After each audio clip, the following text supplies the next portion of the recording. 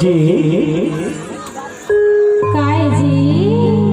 का कथा जात है का कहतस बताना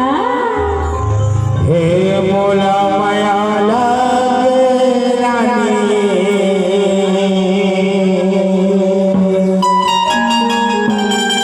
वो तो बने बात है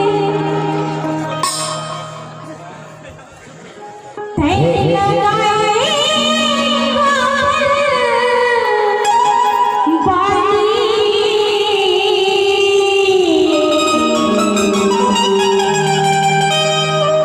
तबे तुम सुधरी रखे रे का हो गे तोर चंदन से चेहरा